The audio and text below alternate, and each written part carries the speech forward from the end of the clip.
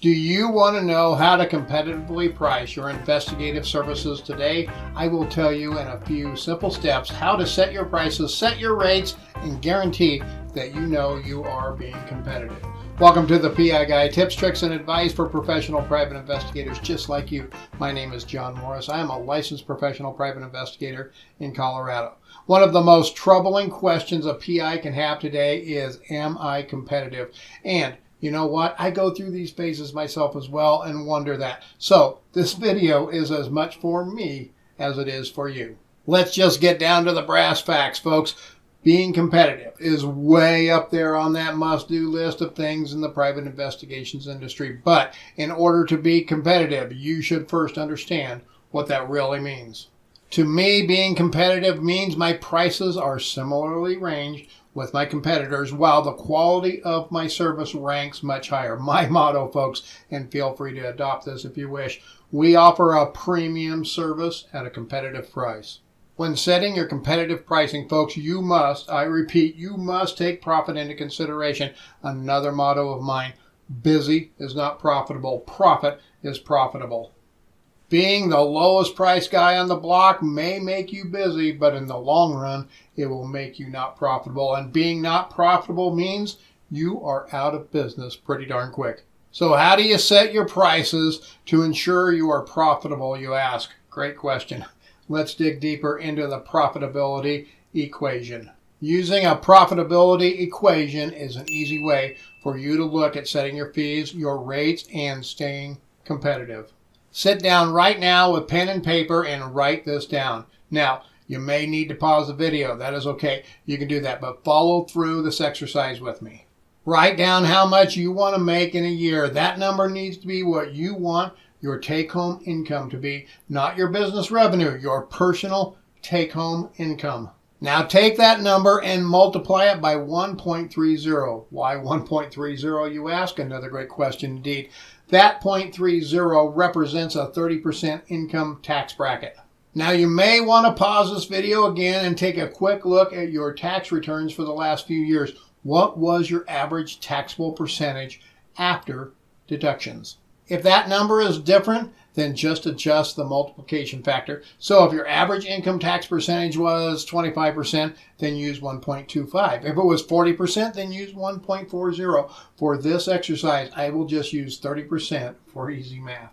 So let's assume you want to bring home, after taxes and expenses, $100,000 a year. That might sound like a hefty number, but it is entirely doable in this business, folks, if you know how to set your fees and how to budget your time. Let's take that $100,000 and multiply it by 1.30. Now, it is $130,000. That is what your company needs to bring in before expenses for you to make $100,000 a year after taxes. Now you must factor in expenses. If you have some historical numbers to use, that would be great. If not, you need to just take a good educated guess at it. I have found that in most cases, most single owner PI businesses will have about 30% in expenses.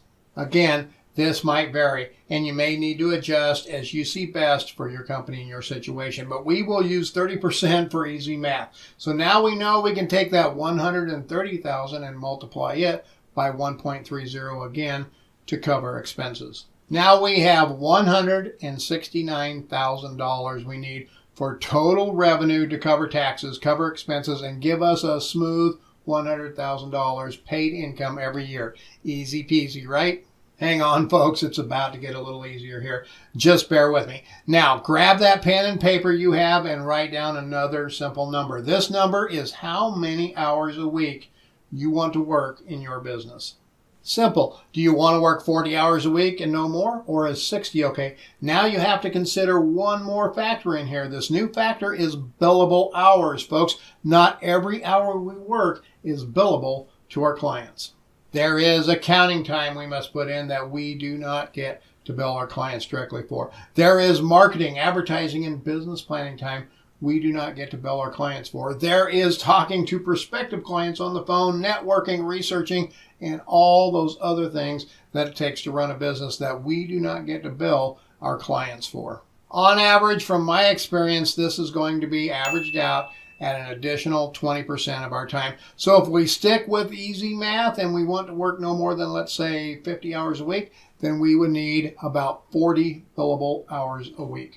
You get that by taking the 50 max hours or whatever you choose and multiplying it by 0.8, which represents a 20% or 0.2 reduction in hours for non-billable time. You can also just take the 50 or whatever max hours you have and multiply it by 0.2 or 20% and subtract that number from the max hours per week. Now we know we need 40 billable hours a week to ensure we maintain a workable work schedule of 50 hours per week. Now we take our $169,000 we need in revenue to get our $100,000 take-home income, divide that by 50, which represents 50 weeks in the year. I know, there are 52 weeks in a year, but I'm giving you 2 weeks vacation every year here, folks. You need your downtime. Plan it into your business and your financial plans. All work and no play makes for a bad PI, in my humble opinion. So 169,000 divided by 50 equals $3,380. That $3,380, folks, is what you need to bring in every week to make your goal. Now divide that by your billable hours of 40 and boom, there you go. You need to bill $84.50 an hour or more to guarantee your goals are met.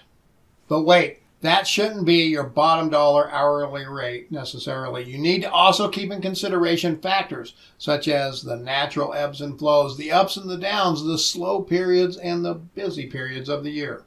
This industry is very finicky, very cyclical, and there will most assuredly be slow periods in the year. And you cannot always make up for the slow periods by adding more worked hours onto your schedule. What you need to do now is add in a cushion factor. But how do you figure that cushion factor, you ask? Another great question indeed. I would recommend you bump that up to the nearest rounded $5 or $10 mark. So $85 or $90 an hour. I know this may not sound like a lot, but we want to figure this out to ensure we are successful, not almost successful. So if we assume $85 an hour is what we need to charge, we still have to figure out, is it competitive? How do we know what is competitive? Well, here is the easy answer. Just let your competition set your competitive rate. That's right. Your competition will decide what your competitive rate should be. Sit down again with paper and pen in hand, and this time, do it in front of your computer. Jump on Google and start searching for private investigators in your area that do the same type of work you do. You want to write down the names and phone numbers for 4 to 6 competitors. 5 is a great number to have. Now you want to write up a story. Start the story with, "Hi, I'm looking to hire a PI to blank." That blank is whatever service you as a PI might be offering. Let's say it's surveillance because, well, that's the easy example to use. Now our story is something like, "I was looking to hire a PI to conduct surveillance on my daughter's deadbeat ex-husband. He hasn't paid child support in months, but we know he's working somewhere. Is that something you can help us with?" Now add some details to your story. Where does he live? Where does he get the kids? Things like that. After you have a good story wrote up, get your phone and call those 5 competitors and do a pretext with them. Now you can use *67 to hide your phone number, or you might consider a spoofing app that will disguise your phone number. I would make the story simple and distant enough that it makes sense if you do not have all of the answers. Being a concerned grandparent is great for that. As well, ask them directly, what is your hourly fee? Most PIs will just blurt it out. Ask them what the process is when you hire them. This is good info to have on your competition. And ask any other questions you want to know about them. How much experience do you have? What will I get when you are done? What if we have to go to court? Etc. Now you call them and you get a good average of what their hourly rates are. Is that average in line with what your calculated hourly is for your goals? If it is, then great. If it is not, well, you may need to adjust. Now what I have found is that the average is often right around that $85 mark. Now I can charge less and be the cheap guy on the block, but I don't think that's the best strategy. I would suggest looking at being right in the middle of that average or even in the slightly higher part of the average.